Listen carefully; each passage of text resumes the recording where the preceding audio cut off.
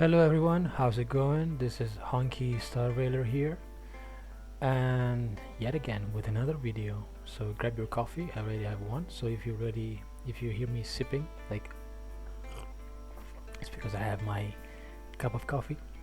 Type in the comments, I love coffee. Leave a video so that I know that you love coffee as well.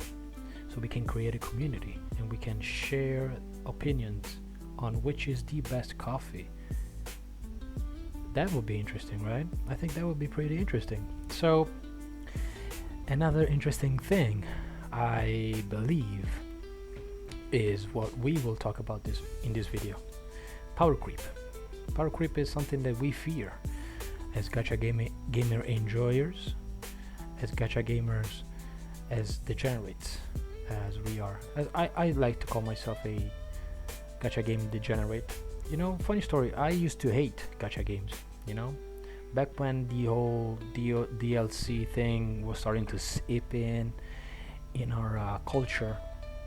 I remember, you know, even the thought about DLC downloadable content was so stupid to me, and gacha games were like, why would I play a game that, you know, is basically not finished, that needs to update constantly, that releases units that you need to have or not. So I was missing the whole point. I think that there's a certain grace in the feeling of competing, the joy of having an early 5-star, the joy of having a good ass team, the joy of having the best light con. I think it's something that it can be bad or not. It depends on the brakes that you put on yourself. You know, it depends on if you want to spend, how much are you willing to spend. Basically, that's it. And if you don't spend, if you're free to play like myself, it's even better because you have to stay ahead of the curve. You have to watch videos. You have to entertain. The idea that this patch you might not be able to get those full clear, and that makes me a little bit scared. You know, I'm a bit scared about the Honkai's future because there's something that is my first point that I'd like to discuss. The power creep, yes, indeed exists, and it's showing. And I feel like Honkai Star Rail is hitting the gas. You know, is doing, I wouldn't say a sloppy job. I think we will have to see what happens, but he's going faster than expected, to be honest. So the first point is recognize that power creep exists, but I'd like to talk about how it all started. So let's I know that you're curious about this beautiful MS Paint that I put together, but for now let's check what the storybooks are,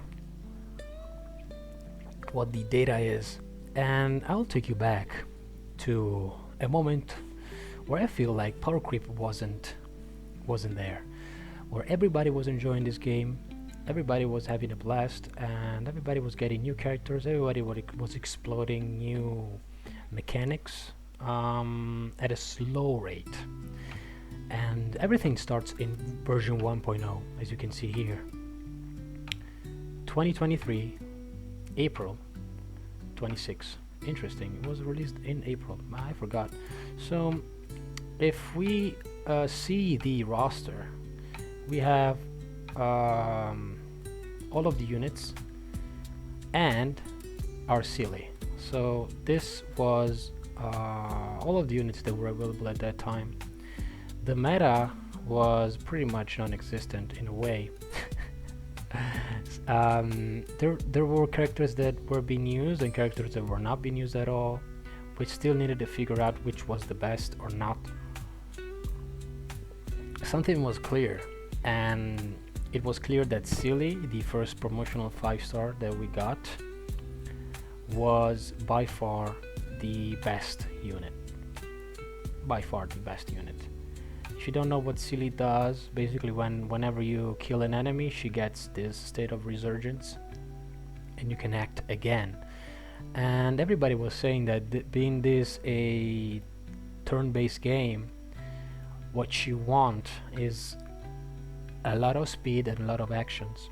Okay, so everybody was understanding that the meta was about being fast and take a lot of action. So I think at the time I wasn't really paying much attention to the meta, but I knew that basically the future or the best optimized way to play this game would be a sustainless run. It's something that everybody with good accounts do, because that allows you to get the famous zero clear in the MOC. I never attempted getting the zero clear because I think that, well, at this point it would take a lot of eidolons, to be honest, and a lot of min-maxing that I leave that to the specialists, to be honest. I'm not that, and that's alright. I know where I stand. So but in this meta, of course, Powercreep wasn't a thing. I mean, I said this in my review of all characters. Hook was actually one of the best units back in that meta, back in 1.0. Better than Himiko, because Himiko couldn't really shine in the only endgame content that got released, which was Memory of Chaos. As you know, Himiko got a significant and substantial buff with the release of Pure Fiction. Okay, I mean, Hook, March 7, Clara, Bronya, all powerful units. If you managed to pull Clara, and if you had March 7, which is my team back in 1.0, because I had Clara and Wealth, but Wealth wasn't really making any. It wasn't a DPS, it was a debuffer, and the wonders of Wealth, I think, were explored a little bit later, you know, because Wealth still to this day can do something that nobody does, which is delaying the enemy, and the enemy never takes action. Basically, you have to build him right, of course, and manipulate the bar at your best. So of course Seele was standing out, and Seele is the brightest example and the most effective example that pretty much tells you how power creep wasn't a thing, because Seele, it's still used to this day, to be honest. It's something that I would like to talk about in the fourth part of which units are good or bad, because probably wouldn't put Seele in the last tier, which I think is an abomination, to be honest. Seele is a character that if you max this one, especially with the newest artifacts, I think that has a potential and a mechanic that nobody has up until now, which is this resurgence, and the multipliers are good, so I don't think that you should sleep on this unit. But since this is a unit that was released in 1.0, which was augmented, her performance was augmented significantly with Sparkle, which is a unit that was released in 2.1, actually 2.0. You can see how, which was released basically the last year, you had a whole year where you were able to use Seele more or less effectively. One of the best team units were Ting Yun back in the day, and Ting Yun have been a 5-star support units for many of the DPS that we got throughout the 1.0 meta up to 2.0. Actually, Ting Yun kind of fell off when Robin was released. So well, but she was used for a long portion of the meta game, and that pretty much tells you how Honkai Star Rail was up until the midst of 2.0. Okay. Well, Sample of course wasn't used at all. We didn't have Kafka. We didn't understand how the dot team was. There was no way for him to shine.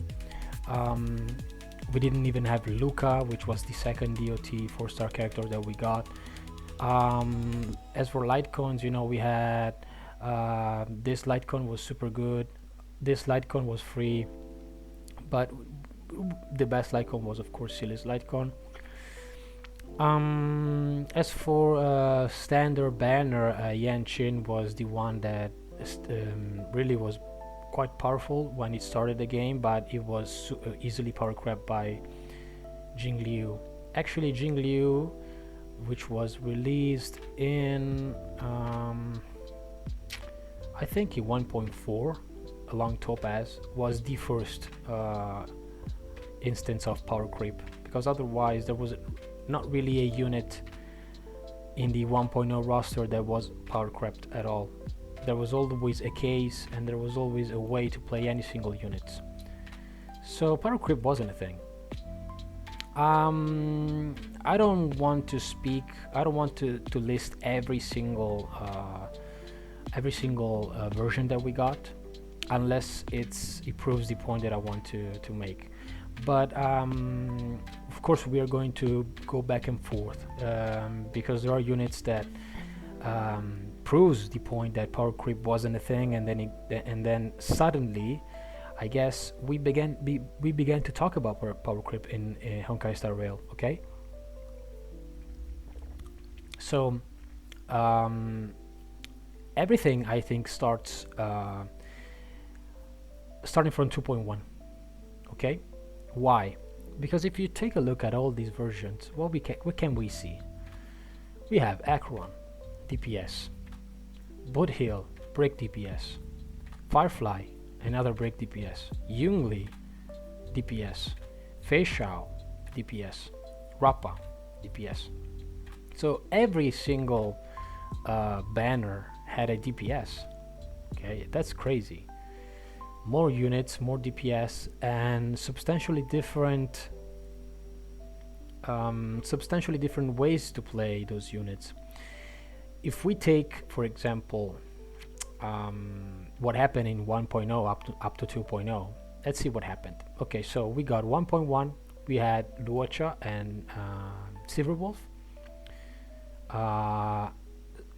So we had a debuffer and a sustain. Back into 1.3 we had the mighty Denhang and Babitor Lune, and the best shielder up until that point for Xuan, better than Gepard. Then we got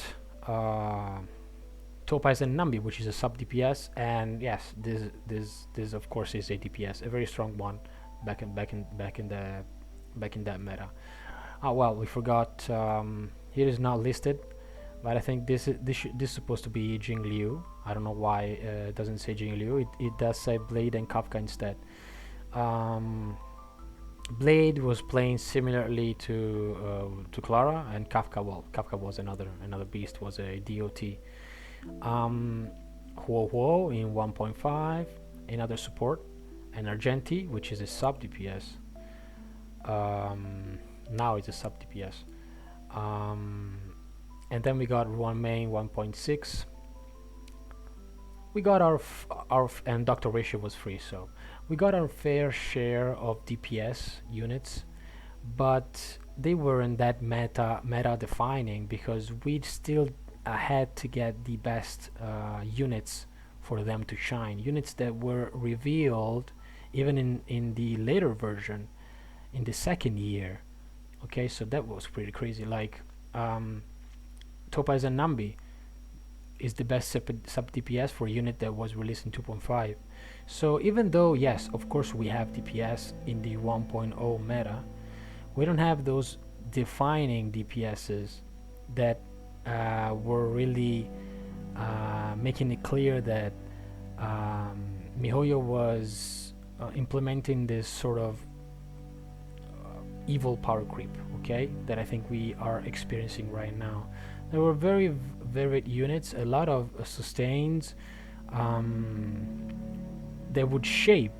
I think this feels like a preparation for what was to come. So we were at the DOT meta, which was relevant for about a couple patches, then it got power crept by itself because it wasn't really working. It completed his roster with Black Swan. I think that without Black Swan, this to further proves my point that even though we have Kafka, lightning DPS. I mean, but it's not a pure DPS because it works differently. You don't have to bring crit damage or crit rate. Wasn't really working up until Kafka, so I get up until Black Swan.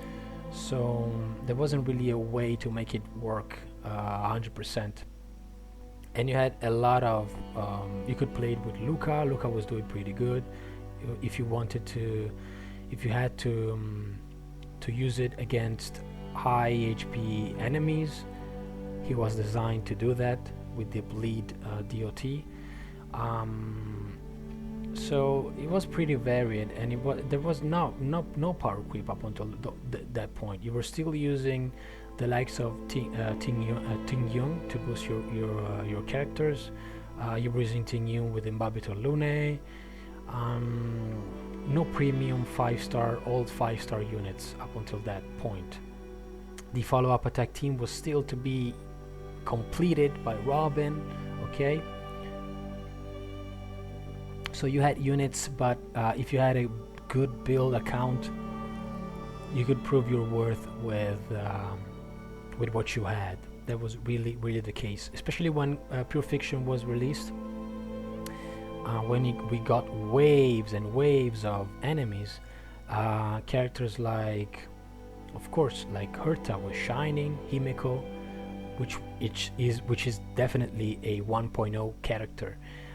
Were still being used. So if we go back to 1.0, if we take the meta, let's say that 1.6 run May, you don't have Black Swan, okay, but you can still use Luca. Luca was still being used a lot. You got Sampo now that DOT was a thing, and you could boost the only one that really fell off, I think, is Hook, March 7, Natasha, because we got Fushuan, you know. Then Hang was still a powerful single target DPS. Gepard, well, if you didn't have Fushuan, you could use it. Welt was used for strategies, slowing down the enemy. Yanshin, well, if you didn't have Jingliu, but you found a way not to get hit, you could use it. Bronya, of course, a perfect buffer for hyper carry units. A must build, a must best in slot for Seele. So, but if you didn't skip Seele, you basically had a perfect first team for your cycle, and then you had to get whatever you could. Another DPS for your second team. It could have been, well, at the time, if you didn't know, you could have gone for Blade, but Blade fell off pretty hard. That's what I did. I go for Blade because I didn't have a win DPS. So I said, you know, I'm getting Blade. I'm gonna get my Lynx. I'm gonna get my Bronya. And well, the rest is history, whatever. But you had a lot of good things coming from 1.0. Even Arlan, if you wanted to go hard on Arlan and build him up, he had good damage. It was really hard to play, but Ting Yun really saved the day. Oh, Sushang also a great unit. So even though they did. Of course, they did make 5-star DPS like in Jing Yuang, the General, in Imbabitor Lune. They weren't really, they were powerful, of course, but it didn't really feel like you had the extreme edge. And I think there was more team flexibility in a way. But it all started to change when they started to release a lot of DPS that need pretty dedicated supporters. And with this, it started what I call the buffer cycles. So I have something here that shows what I'm talking about. It's a little thing that I did. It's a little silly, but so this is a pyramid of which should tell you what is the most important thing that you can do in Honkai Star Rail, their priority in a way. So we have getting the top DPS for end game rotation, which I mean would be like getting what you need to clear the MOC or whatever. If you cannot right now, thinking about the now, not about the future, okay? Because in the future you're going to get a replacement, okay? Top DPS for now. Then buffer, the buffers that buffs your top DPS considering the first and the second cycle. And then abundance, preservation, which is the easiest category, because up until now Honkai Star Rail is not really power creeping the sustains, the not sustain, the abundance and shielders in the game. So for example, if you still have Fushuan, you can still make her work in a lot of teams. Aventurine is still pretty good, and Aventurine was released in 2.1. Now we are in 3.2. I mean, it's been a year. So as you can see, objectively speaking, there hasn't been a sustainer inflation, but there has been a DPS inflation. And apart from a couple, really, many DPSs really fell off. First example would be Blade. Blade fell off hard. It's not the case for early 5-star DPSs. Like, the best example would be, I cannot show you because if I click 1.2 it doesn't get me nowhere, but the general, our general Jing Yuan is the best buffed character. It's a meme in the Honkai Star Rail community because he got buffed so many times, but the next units. He was released even before Kafka. Everybody wanted Kafka because she was a cool lore character, okay? I skipped Jing Yuan because I wanted Kafka, for example, because it, you know, the DOT meta and whatever was going to be a thing, and everybody thought, I thought that it was going to be a pretty cool thing to have. So Jing Yuan, if you got Jing Yuan, he only got buffed. And you know who the best sustain for Jing Yuan is? Actually Sunday. So Sunday was released, you know, last week. So also Remembrance MC, hyper carries of that caliber, like Seele. Also don't sleep on Seele, 1.0 character. I mean, Imbibitor Lune, I think, has seen is still kind of relevant, to be honest. I think he really needs Sparkle, which is a unit that was released in 2.0 alongside Black Swan. But one of the most, well, he didn't really get power creep a lot. So Topaz and Nambi, for example, is best in slot for as sub DPS for Fei Shao, so not bad. But Dr. Ratio, hyper carry, got really laid off. He is really hard to make it work. There's some memes going around beating this thing with Dr. Ratio, but it is really hard to work around Dr. Ratio, to be honest. So now what we're seeing, I think, is something that I like to that I call the first and second cycle of buffs, of buffers, and buffers are the trickiest ones because I think you'll see what I'm talking about if I pull this thing. Let's take, for example, a DPS called Firefly. Okay, Firefly was released in 2.3. Okay, she was before her there was Budhill, but Firefly was kind of like she was, I think everybody wanted to, she was very popular. She, I think, was #1 for popularity back in those days, because of Sam, because of the story, the lore, or whatever you want. So I think she got objectively more she got more love than our boy Budhill, but Budhill is pretty good. So Firefly, when she was released, she could work with a very free-to-play team, which is the team that I had, which is Asta, Gallagher, and MC Harmony. Okay, so if you had these three characters, which is impossible to didn't have if you've been playing up until that point, Gallagher, pretty good unit up until now, pretty well used, best in slot many times with Castoris, for example. Asta is a character that was released in 1.0. I mean, one of the starter characters. So, well, the flaws of Firefly weren't that good, weren't that evident, weren't that pronunciated in that period of time. To be honest, she was really powerful. Everybody was showcasing the strength of this character, and everybody was happy. I was happy. I actually used her to clear an MOC because otherwise I was going crazy.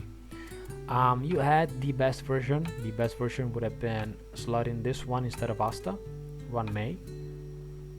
You would have had the best break effect Firefly team. Okay. So this will be the first cycle. In a way, the first cycle was the one where she came in. It wasn't even a first cycle because all these buffers were present in or were already present. Okay.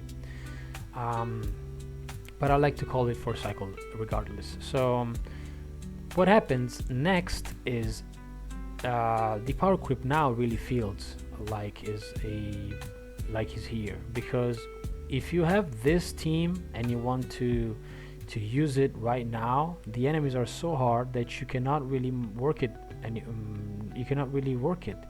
You have to go around and get the next best buffer, which is Fugue, to be honest. And if you're playing against a fire weakness enemy, Lingsha is also pretty good because she also does a lot of sub DPS damage. Okay, so I found out, because I have Firefly, I have a pretty good built Firefly. The only thing I don't have is the light cone. That using this team, and now I have Rame because she was for free. Now we actually had a Rame for free. I picked Rame instead of Luocha. I already had Luocha. So you can see how the struggle is real if you're using this first cycle Firefly.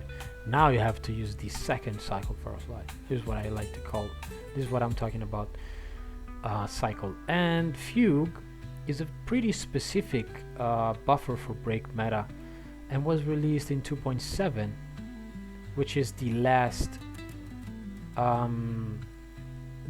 version before 3.0. And what this did, I think, was to pretty much doom Fugue, because the break meta, now that we are in the 3.0 meta, didn't really translate. I think you can still use Fugue because she is a second cycle buffer, but this thing is going to run out pretty quick, to be honest. Okay, so another example of this is Acheron. Let me pull Acheron. Okay, so the same before and after. Okay, so the best Acheron team, if you pulled her in 2.1, was this one. Actually, Sparkle was best, especially if you're doing a stainless run. You can put here Gallagher. Gallagher could debuff as well. Aventurine also. Fushuan with the light cone, the space station light cone, the one that when the preservation character gets hit, you have a base chance of burning the enemy, and that gives Acheron 1 stack. Okay, so but the buffers, the sustains for Acheron were pretty much Pella and Silver Wolf. If you didn't have Silver Wolf, you had somebody else, it was fine. Basically appliers and defense shredders. Okay, so you could work Acheron with a pretty good team.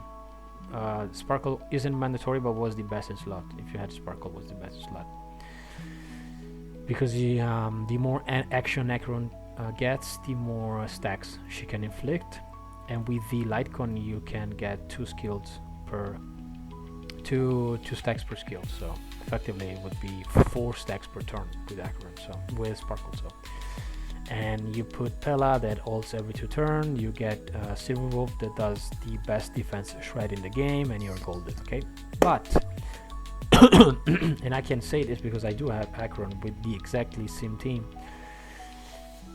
with no Sparkle. I don't have Sparkle. What happens is that if you want to tackle the content that we have, Joucher is the best option. And there's an argument right now. If you're watching this, we're currently that Cypher maybe will be the best. She was the best when she got buff in the beta, and then she got nerfed, and then we don't know what's gonna happen, to be honest, up until the final day. But well, we don't know. Cypher is still not up, so we will see. But Joucher is the best now, the buffer for Acheron. And now if you don't have Joucher, it really gets heavy.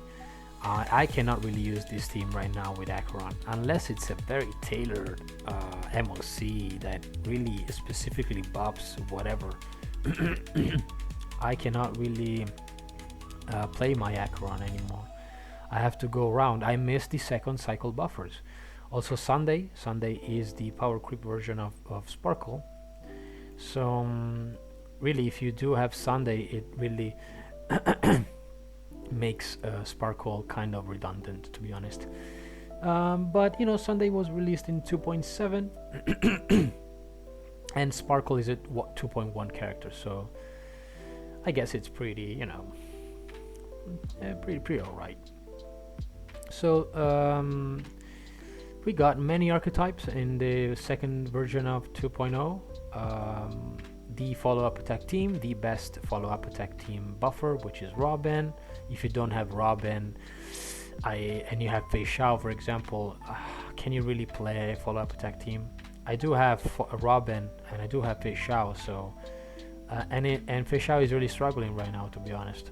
So because it lacks a second cycle buffers, to be honest, for a Fei Xiao. But since we are already deep into 3.2, I think that the way things are going with the release of Final and all that territory meta, I think they are going to forget about the follow-up attack team entirely. I already said this in the 3.0 meta, who to pull, who to invest. There's no really chance that, I think, at least until now, that 3.0 is going to focus on helping Fei Xiao. The last thing they are going to do is Cypher, I think. Cypher, I think, is going to be the best follow-up attacker for Fei Xiao. It's gonna give her a bit more ceiling, but still, the main problem here is the difference between AoE and single target, and this is a meta where the AoE is much preferred than single target. So but as you can see, we got every patch we got a pretty powerful DPS, and I guess the only thing they did is, well, if you had Wood Heal, I guess you didn't really need to pull for Firefly, because he was a pretty good break DPS. The mandatory buffer, I think Robin for the follow-up attack team was a pretty dickish move, to be honest, because if you don't have Robin, it's really hard to play Fei Xiao, to be honest. I never played Fei Xiao without Robin, to be honest. So I wouldn't really know. I guess we have good advancers, you know, like Sunday, and we got, well, Bronya, we got Remembrance MC right now. And Remembrance MC, as I said in the video, helped many teams and many forgotten perhaps units to be back. I've seen Clara being played with Remembrance MC, Yung Lee Powercreeps Clara, but Clara is a 1.0 character, so I wouldn't really talk about Powercreep. I mean, it was good riddance. It was after a year. I mean, what do you expect? I mean, it's totally understandable. I really wouldn't. But we are seeing that the pattern that I think I have analyzed is the second and first cycle buffers. So you have the DPS, and you can make it work with what you have if you've been playing. Basically, this is how it's going. And then the relevance of the DPS, and I would like to pull Castoris up, is going to be severely and greatly affected by in the future. And the spawn of time, you know, like the distance when that happens, is getting shorter. So Castoris right now is in the first cycle. We will get the best healer for Castoris, but let's see if they put another support. I don't think they will. So Castoris is gonna have that best in slot team with the the best healer, and then we will have another archetype, which is the field mechanic territory that Finon is going to introduce in 3.4, I guess. I think that is how it's going to be. So Castoris is gonna, hopefully not, but I think what's gonna happen is that when Finon is released, there's gonna be at least one Memory of Chaos where you can still use Castoris, because I think that we are really forgetting about the Hurta, and then that's it. We got the best sub DPS for the Hurta now, Anexa, so that's it. I think they are not going to make the Hurta more powerful, and there we go. But this is happening shortly. I mean, 3.3 will have Hyacinth, I think, or it's Cypher. Cypher really doesn't have a Cypher is a pretty ambiguous. From what I've been looking at, she doesn't really have an edge on. For me, I wouldn't go for Cypher at all, to be honest. I will make a video about units. Well, Mighty and Tribi. Tribi, I think, is the most universal buffer right now that we have, but it didn't really replace older comps like Robin. In a fish out team, it's still better to use Robin than Tribi, to be honest. Tribi is the best in slot for the Hurta, not the best in slot for Castoris. Okay, and she wasn't released in the same time, the same moment. The best for cycle buffer for the Hurta was remember is MC, which is free. Okay, we got the cycle for the Hurta is done. We add the second cycle buffer, and that's it. We cannot have it anymore. She got more than she should, to be honest. Okay, so I think this is how MiHoYo operates. This is how MiHoYo works, and that is the pattern, the cycle of buffers. Maybe we will get a third buffer because coincidentally works with a older unit. Of course we can. Take a look at Jing Yuan or Seele. They are still being used up until this day. So with better and better buffers, because the hyper carry archetype in the Honkai Star Real World keeps on being a good archetype. Okay, as archetype I mean the break DPS, the break effect, the DOT, those are archetypes. Okay, well, this is pretty much what I wanted to talk about. The conclusion is, if you want to beat Powercreep, you have to understand the how the cycle is, identify this unit works for this one, and then understandably you're not gonna get more. It's like Windows. It's like being how do you say it, like getting patches. You cannot expect this unit to work forever. Okay, so realize that, for example, Acheron is dying out. They cannot really keep on make people use older units up until this point. I think that Jing Yuan and other units, yes, they can be used, but let's be frank, it's not as good as Castoris, for example. The damage ceiling is not as high, so I mean, yes, you can use it with these news buffers, but it's not going to be the best. And eventually, yes, they're going to fade out, and we have to respect that. How to prepare against this is follow the pyramid. Get the DPS. You're going to get a good roster of units that buff it, the DPS for the first cycle, so you're good to go. And then see if you want to invest on the next wave of good buffers for the DPS, or if you're golden and if you don't need it, try the MOC, try whatever end game content. If you can clear it, don't pull for the next DPS. Don't pull for the next buffer. Go straight for the next DPS. For example, my plan is skipping whatever is going on right now. I'm not pulling for the best for the next buffer of Castoris. I'll have to see how it goes. I think I'm good, and I'll go straight for Finon. And I know that I will have to pull a buffer for Finon if I want to keep on using it. And that's how it is. Understand this. I think they follow this exact same pattern of cycle of buffers, okay, to make it stay relevant. The best example I could find is Acheron and Firefly, but I think that if I think about it a little bit more, I can find more examples. But for now, I think that's pretty much it. I would like to say thank you so much for watching my video, especially the Who the Pole series. I really enjoy making videos, and if you have any sort of comments, if you wanna if you need some help, I cannot beat this thing. I'm not really the most expert on this, but well, I like to help. I like to be of service. So whatever you need, man, just hit me up. Thank you so much for watching, and see you next time.